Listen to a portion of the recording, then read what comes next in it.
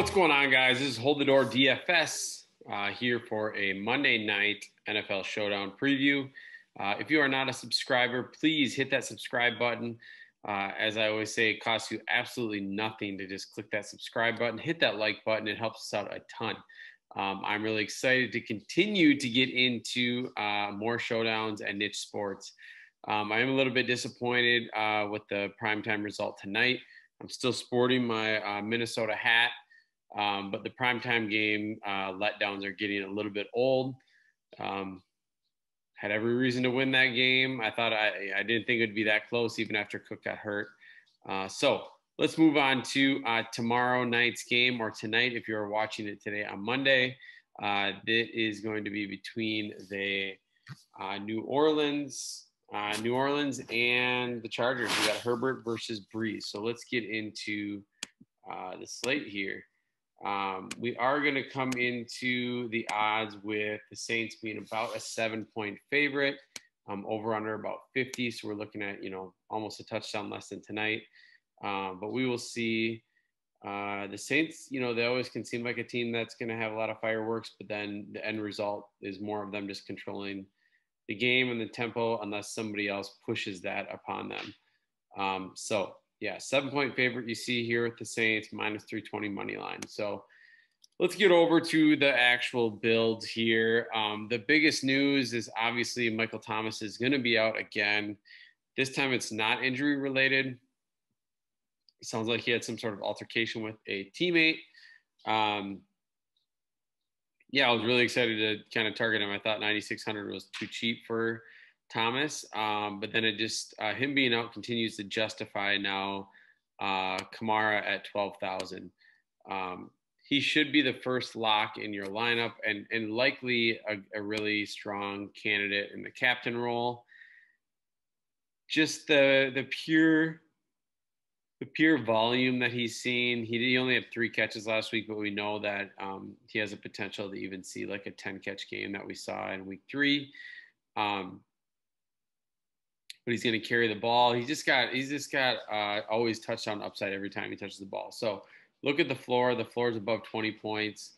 I don't really see that changing here. So lock him in and worry about the rest. So let's stay on the Saints side here. We got Drew Brees at 10-4. I think he's viable in cash. It's a good matchup against the Chargers. Obviously Thomas is out. And then our next New Orleans player is Traequon Smith at 7,000. He did have 2 touchdowns last week in 4 catches, 54 yards. I think he's viable at 7,000, but I like Emmanuel Sanders more for less. I think, you take away the touchdowns, it's a pretty average game. I don't think that his role just all of a sudden, his floor didn't really go that much higher.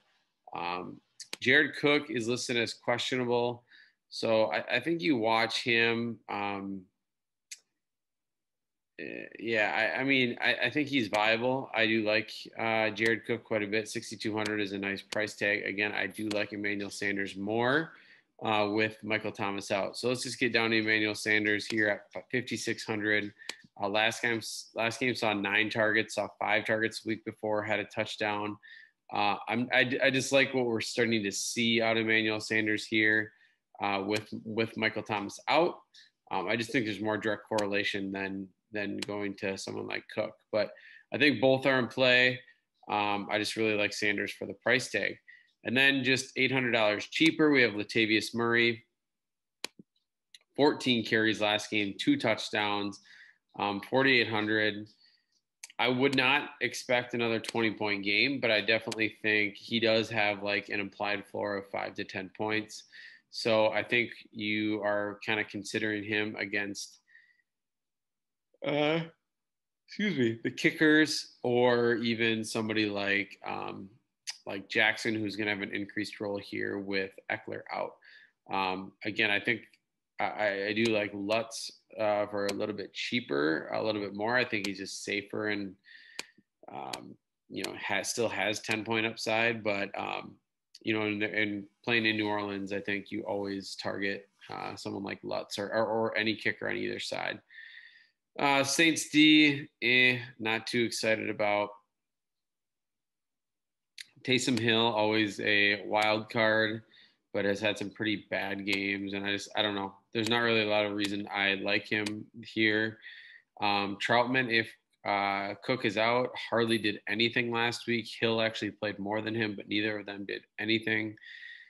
So if you want to target for what you think might be an opportunity, if Cook is out, that's fine, but it's not something that I'm making a priority. So, yeah, let's move on to the Chargers. Herbert 10-2 is been the talk of the NFL. Obviously, as a rookie, he continues to impress in big games against Tampa Bay and has had just other played really well.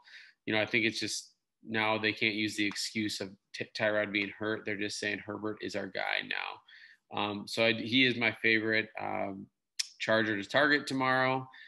Even at 10-2, I just like the upside. He runs the ball. His favorite target being Keenan Allen at 9,400 is also in play. And then next, we're going to be looking at Joshua Kelly, who I think, he should have an increased role here with Eckler out, but I do think that Eckler was really advantageous for him because it was kind of like a change of pace. So it allowed Kelly to do really well.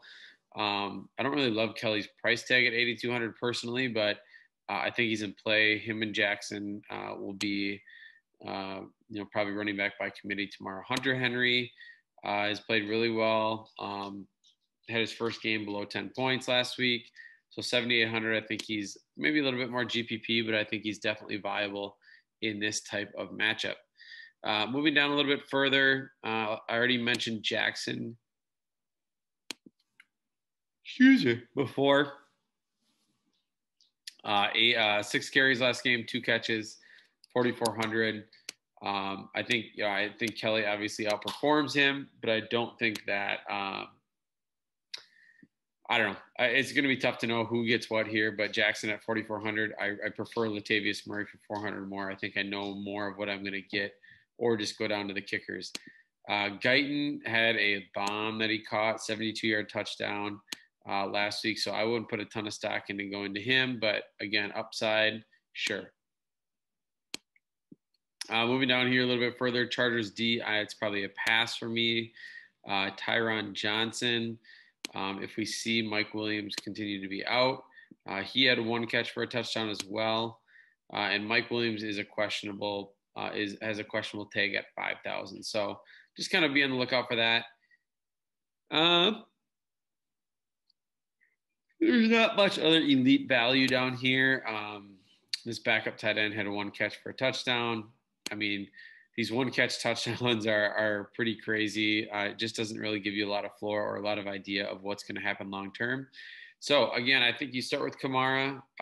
You try to get in Herbert and Brees and Cash probably. I know those are the top 3, so it might not work, but I do think that after that you do lose a lot of floor, and there's a lot of uncertainty. I think maybe even like to Allen, like those top 4 of the guys that are in. After that, you lose a lot of floor.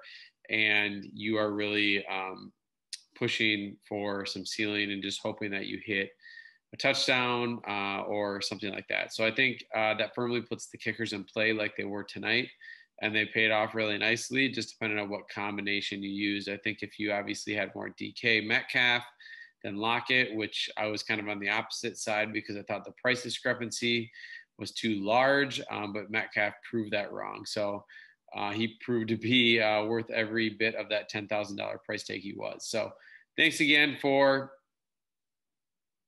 stopping by our channel. Hit that subscribe button. Be on the lookout for more NFL DFS content this year and other sports as well. All right. Thanks a lot.